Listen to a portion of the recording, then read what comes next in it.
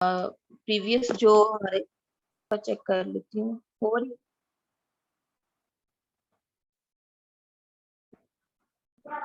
Ma'am आप start हुई है, पहले नहीं थी स्टार्ट। ठीक है। अच्छा, फॉर्मल डेफिनेशन, अब ये इसकी फॉर्मल डेफिनेशन, इसकी 5 टपल्स हैं। तो क्यू जो हमने इसी तरह डिस्कस की थी कि अ फिनिट सेट ऑफ स्टेट, हमारे पास फाइनाइट जो सेट स्टेट्स होंगी, जितनी हमारे पास स्टेट्स बनी होंगी। अब ये देखें एनएफ में हमारे पास कितनी स्टेट्स थी, क्यू नोट, Q1, Q2 और Q3। ये 3 स्टेट्स हमारे पास थी। तो हमारे पास इसमें आंसर क्या आएगा कि हमारे पास 3 स्टेट्स हैं, क्यू नोट, Q1, Q2 और Q3। ठीक है, इस तरह 4 जो भी स्टेट्स आएंगे हमारे पास। समेशन का sign of finite input alphabets, जोन से अल्फाबेट यूज हो रहे हैं। जैसे इस क्वेश्चन की एग्जांपल अगर हम ले तो इसमें अल्फाबेट सिर्फ ए यूज हो रहा है, तो हमारे पास इनपुट अल्फाबेट क्या होगा, सिर्फ ए। अगर ए बी हो तो हमने वो मेंशन करना होता है। अगर 0 या 1 हो या 0 1 दोनों हो, वो हमने अपने इनपुट में मेंशन करना होता है। क्यू नोट क्या है, द इनिशियल यानी starting state. Q note is a Q, ये क्यू नोट जो है हमारे पास क्यू है। इनिशियल स्टेट हमारे पास क्या है इसमें, क्यू नोट, जिसको जिसको हमने एरो से मेंशन करना है, ये हमारे पास इनिशियल स्टेट होगी, वो हमने लिख देनी है।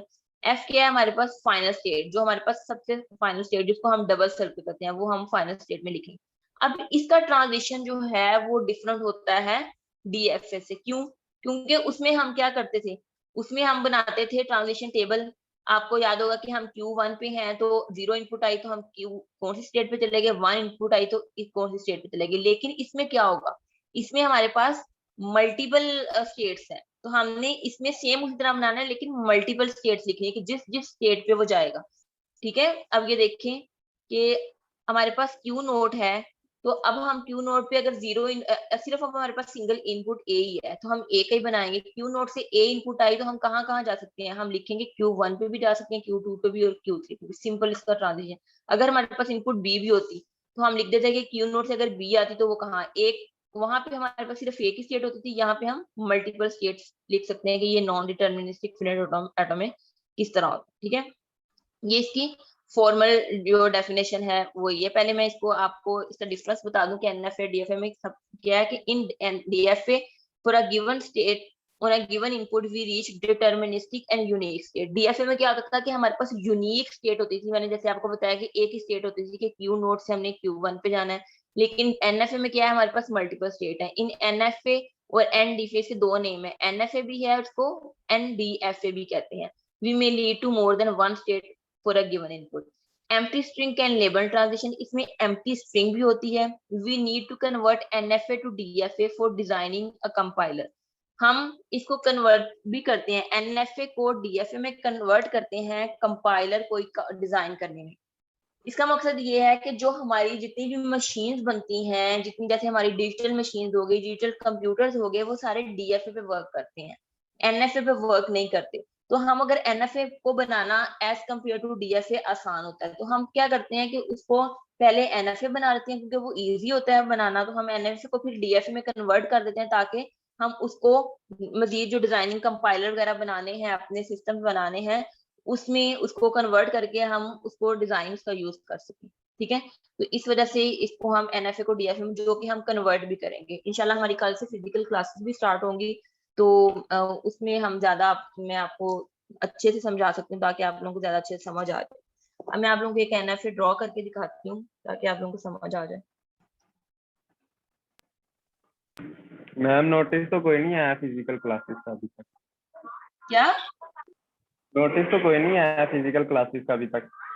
नहीं नहीं, सुबह से ही है वैसे, आ जाएगा होप्स हो के आपको नोटिस तक आ जाएगा।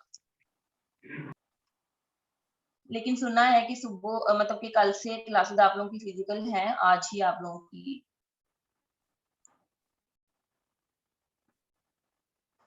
अच्छा, अब ये देखें कि एनएफए मैंने ड्रॉ करना है, आप लोगों को नजर आ रहा है, ये एनएफए है। अब मेरे पास एनएफए मेरे पास अब Q1 नोट स्टेट है। ठीक है, मेरे पास इनपुट्स हैं ए और बी, ये मेरे पास इनपुट अल्फाबेट्स हैं, ये मेरी स्टार्टिंग स्टेट है क्यू नोट। अब मैं क्यू नोट से अगर मेरे पास ए इनपुट आए तो मैं क्या कर सकती हूँ, Q1 पे भी जा सकती हूँ, ये मेरे पास मल्टीपल कंडीशन होंगी।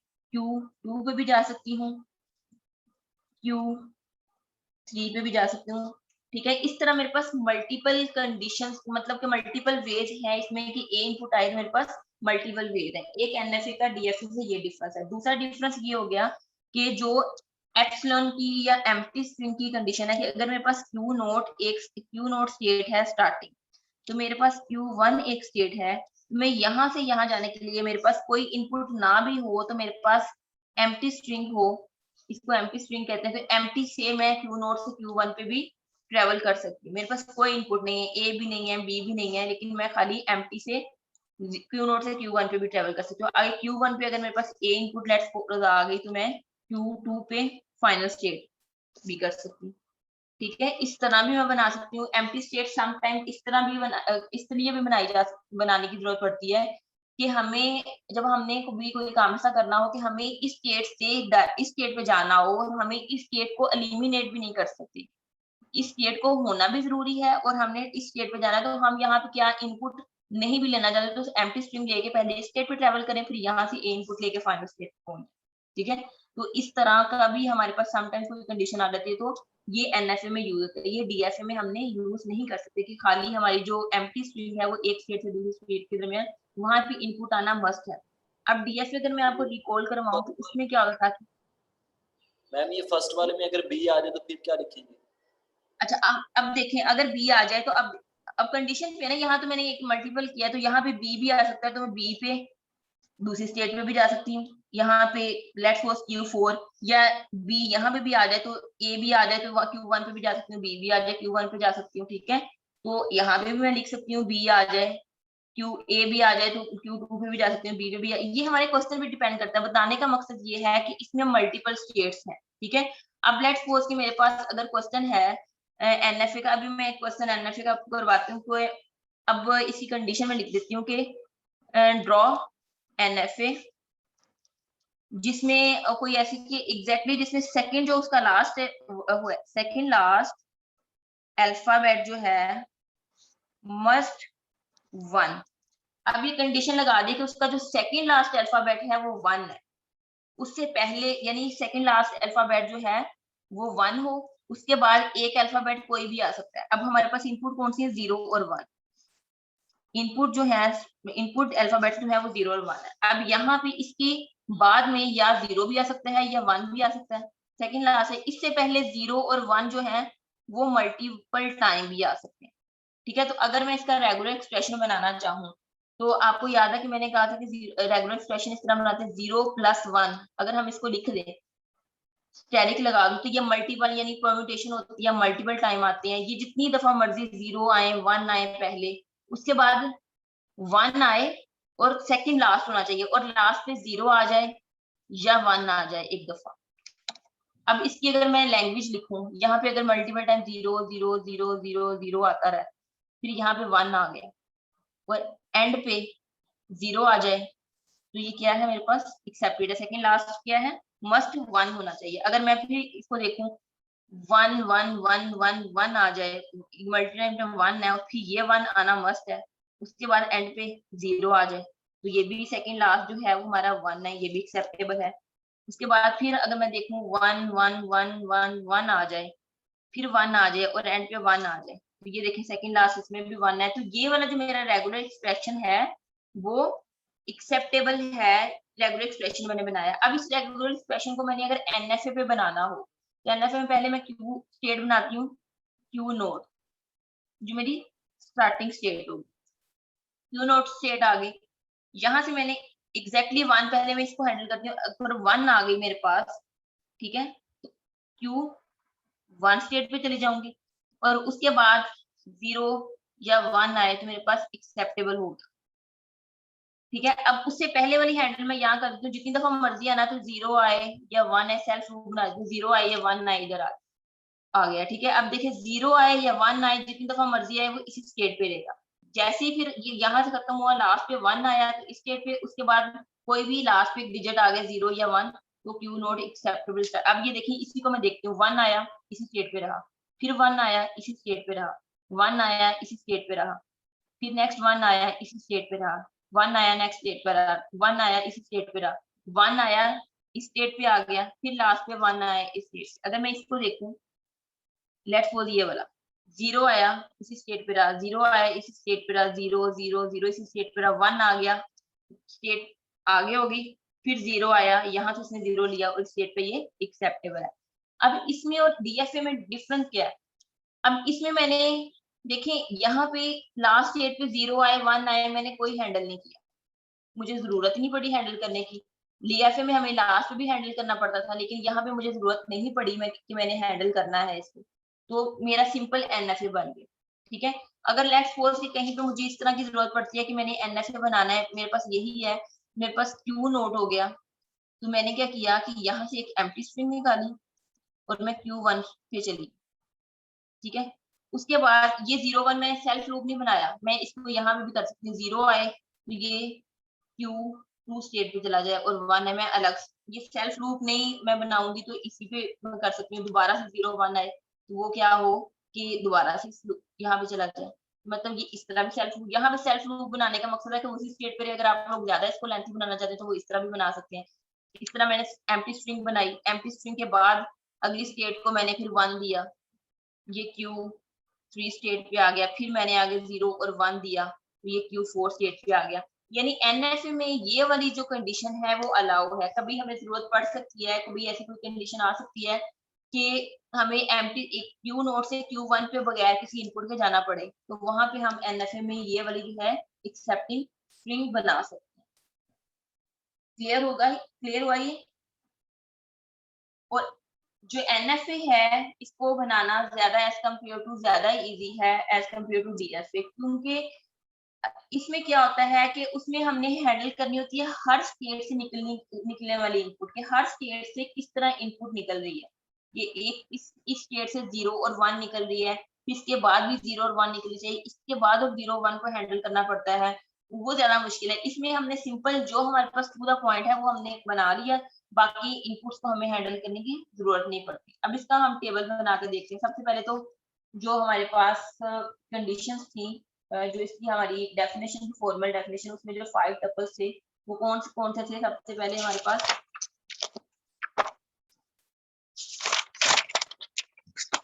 5 टपल्स से हमारे पास Q, summation, transition function, Q note और F।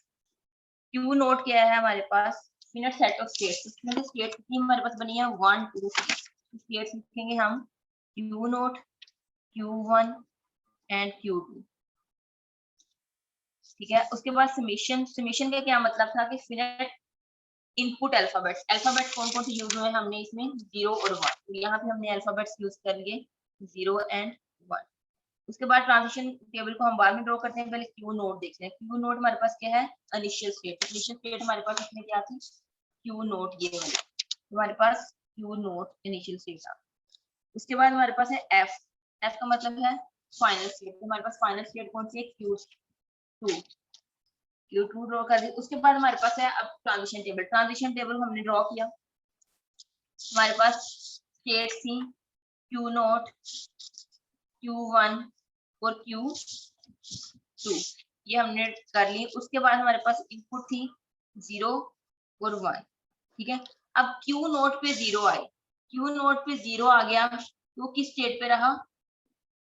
Q नोट पे। इसके अलावा तो कोई कंडीशन नहीं है, इसमें मल्टीपल भी हो सकती हैं, तो हम मल्टीपल भी लिख सकते हैं। अगर लेट्स सपोज ये यहाँ पे भी जा रहा होता किसी कोई और कंडीशन के अकॉर्डिंग, यहाँ पे भी तो लेट्स सपोज कोई और एक कंडीशन होती Q4 पे भी जा रहा होता, तो यहाँ पे हम Q4 भी लिख देते। अब नहीं है तो अब हम इसको नहीं लिखेंगे। दूसरा क्या है, अगर Q नोट पे 1 आ जाए तो भी वो Q नोट पे ही रहेगा, फिर Q नोट पे Q1 है तो Q1 पे 0 आ जाए तो Q2 पे चला जाएगा, Q1 पे 1 आ जाए तो भी वो Q2 पे चला जाएगा। अब ये देखें यहाँ पे Q2 पे कोई इनपुट हमने हैंडल नहीं, वहां पे तो डीएफए में तो हम हर कंडीशन हैंडल करते थे, यहाँ पे अब हमने कोई इनपुट हैंडल नहीं, तो हम सिंपल इस पे डैश लगा देंगे कि हमने इसमें इनपुट हैंडल नहीं, क्योंकि हमारी जो थी एक्सेप्टेंस स्टेट खत्म हो गई थी, हमारे जो डिजायर्ड हमारी आउटपुट हमारे पास आ गई जी। Q नोट पे जब 1 आता है तो वो Q1 पे भी तो जाता है। Q नोट पे जब 1, हाँ जी ये एग्जैक्टली सॉरी, ये देखिए Q नोट पे जब 1 आता है तो वो Q1 पे भी जाता है। यस गुड, ये देखिए ये हम लिखेंगे, ये मैं चार्ज को मैंने नीचे ड्रॉ कर दी, यस Q1 पे भी जाए। ये मतलब कि 2 कंडीशन इस तरह हम लिख सकते हैं। नेक्स्ट कॉलम में लिखना है मैम। हाँ सॉरी, 0 1 आएगा तो यहाँ 0 आएगा तो एक ही स्टेट है, अगर 1 आएगा तो 2 स्टेट्स है। ये डिफरेंस है डीएफए में और एनएफए में कि किस तरह है। अब इसको हम इसकी अगर कोई बड़ी एग्जांपल भी करनी है तो हम बड़ी एग्जांपल कल की क्लास में करेंगे इंशाल्लाह। अगर हमारी फिजिकल क्लास होगी तो उसमें आप लोगों को ज्यादा अच्छे से उसमें इसकी एक बड़ी एग्जांपल भी कर लेंगे, उसको एनएफए से डीएफए में कन्वर्जन भी करवा दूंगी मैं आपको कि किस तरह एनएफए से डीएफए में कन्वर्जन होती है। बाकी इसके अलावा किसी को कोई कंफ्यूजन इस चीज में, किसी को समझ ना आया हो कोई क्वेश्चन, ये इस रेगुलर एक्सप्रेशन की समझ आई कि ये रेगुलर एक्सप्रेशन किस तरह बनाया है? ये रेगुलर एक्सप्रेशन की अगर किसी को समझ ना आई हो। मैम ये जो आपने लास्ट वाले बताया है मैम, इसमें ये कैसे पता चलेगा कि ये सेकंड लास्ट वन है तो अब Q1 पे जाना है? हाँ, अब ये देखिए कि हमने रेगुलर एक्सप्रेशन इस तरह पहले रेगुलर एक्सप्रेशन बना लेना। जब हम रेगुलर एक्सप्रेशन बना लें तो फिर हमारे पास एनएफए या डीएफए बनाना ज्यादा आसान होता है। तो अब ये देखिए सेकंड लास्ट हमारे पास 1, जैसे हमें हमारे पास इनपुट आएगी, अब इनपुट ये है तो अब यहाँ पे हमारे पास सारी इनपुट्स आ गई, तो उसके बाद सेकंड लास्ट है तो ऑब्वियसली वो इधर ही जाएगा क्योंकि सेकंड लास्ट होगी, उसको पता चल जाएगा कि सेकंड लास्ट है। तो सेकंड लास्ट में वो यहाँ पे अगर हम इसकी कोडिंग करेंगे ना, अगर आप कोडिंग की बात करें तो कोडिंग में ये होता है कि हमने कोई काउंट ये चेक रखा होता है कि हमारे पास पहले हमारे पास लेंथ हम मेजर करते हैं, तो फिर वो लेंथ जैसे मैंने भी आपको स्लाइड में दिखाया था कि अगर हम इस तरह टेबल ड्रॉ कर लें कि उसमें हमने काउंट रखा था, अगर आपको कोडिंग के पॉइंट ऑफ व्यू से मैं लॉजिक बताऊं तो उसमें हमने लेंथ पहले मेजर कर लेते हैं, इसकी लेंथ क्या है 5 है, तो वो हम काउंट रख रहे होते हैं कि ये काउंट है फर्स्ट, ये काउंट है, फिर ये आ गया, तो उसको पता चल रहा था कि सेकंड लास्ट अब आने ये सेकंड लास्ट आएगा, इसके बाद लेंथ की स्ट्रिंग खत्म हो जाएगी।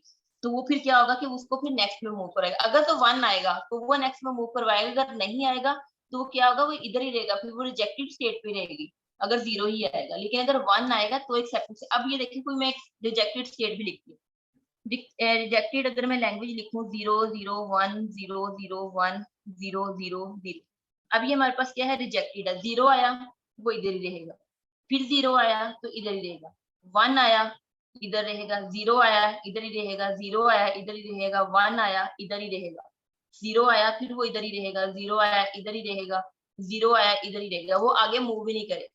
ठीक है, ये हमारे पास रिजेक्टेड स्टेट है। लेकिन अगर मैं यहाँ पे 1 मैम यूनिवर्सिटी से जी यूनिवर्सिटी से मैसेज आ गया ओपन होने का, यूनिवर्सिटी थर्सडे को लेक्चर कंडक्ट होगा हमारा फिजिकली। थर्सडे को कि कल नहीं, मंडे ट्यूसडे नहीं, थर्सडे का कहा उन्होंने, ट्यूसडे का कहा, ट्यूसडे का, सॉरी सॉरी सॉरी, क्या कल हो ही। गया, कल कल कल आपका फिजिकल इंशाल्लाह क्लास होगी। यस चलो यस अच्छा है, मैम। कल से हम ज्यादा अच्छे से इसको मजीद डिस्कस कर लेंगे।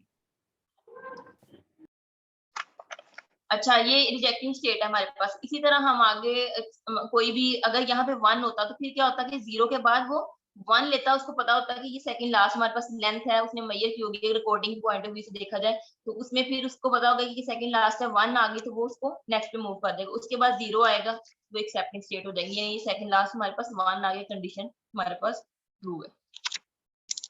ठीक है, समझ आ गई आपको इस चीज की? यस। अगर किसी को कोई कंफ्यूजन है तो बताएं।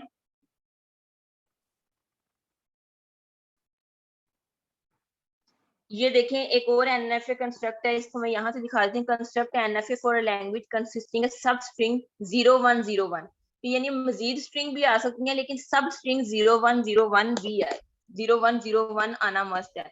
तो अब एनएफए ड्रॉ किया है, states A B C D E लिखी हुई है।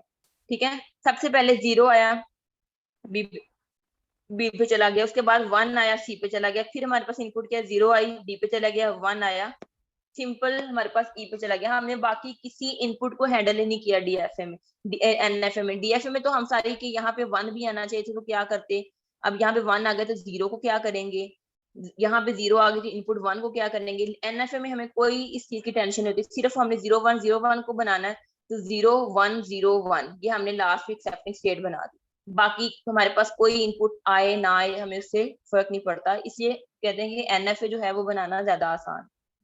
ये देखें कि 0101 इस तरह हमने सिंपल उसको NFA कंस्ट्रक्ट कर ली।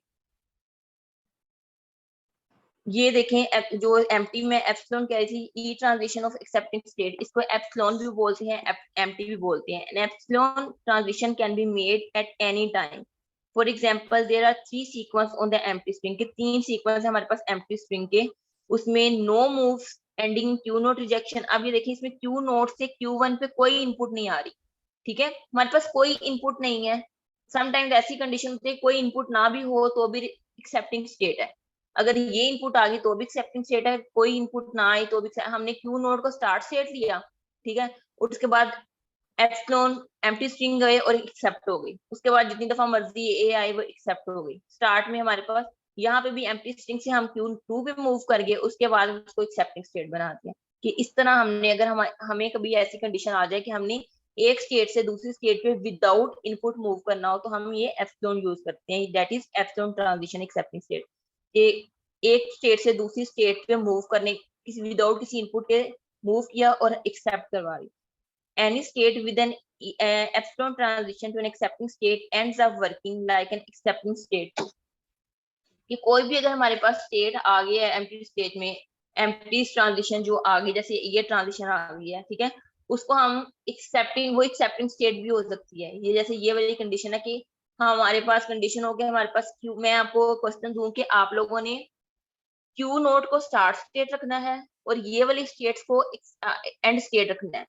तो क्या होगा कि यहाँ पे ये इनपुट आए सिंपल, तो आप क्या करोगे कि फिर आप लोग एप्सिलॉन को यूज कर लेते हो कि एप्सिलॉन आ गया तो फिर हमारे पास हम नेक्स्ट मूव, क्योंकि फाइनल स्टेट भी ये होनी चाहिए और स्टार्टिंग स्टेट भी ये होनी चाहिए, तो यहाँ से यहाँ भी हमें इनपुट भी ना भी मिले तो खैर है, तो हम वहां पे एप्सिलॉन यूज कर लेंगे, एम्प्टी स्ट्रिंग भी यूज कर सकते हैं कि एक्सेप्टिंग स्टेट हमारे पास आ जाती है।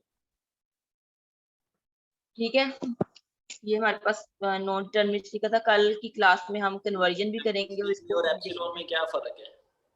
में एम्प्टी स्ट्रिंग और एप्सिलॉन सेम सेम सेम, इनको नेम बस ये नेम दिए हुए हैं डिफरेंट, ये नेम एक ही है। यहाँ पे जैसे मैंने एक इसका सिंबल कुछ और ड्रॉ किया था पेज पे, और यहाँ पे सिंबल कुछ और है, ये एक ही है। इसको उस सिंबल के साथ भी ड्रॉ कर सकते हैं, उसको एप्सिलॉन को इस सिंबल के साथ भी, एप्सिलॉन भी बोल सकते हैं, एम्प्टी भी बोल सकते हैं। एम्प्टी इसलिए बोलते हैं कि कोई इनपुट नहीं आई होती तो ही हम मूव कर रहे होते हैं ना आगे, तो इसलिए इसको एम्प्टी बोलते हैं, वैसे इसको एप्सिलॉन बोलते हैं। ठीक है, तो ये दोनों एक ही नेम है।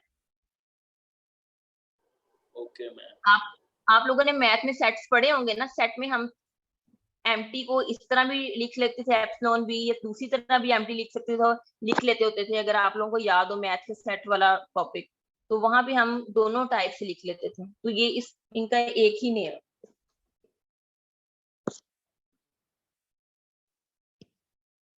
और किसी का कोई क्वेश्चन?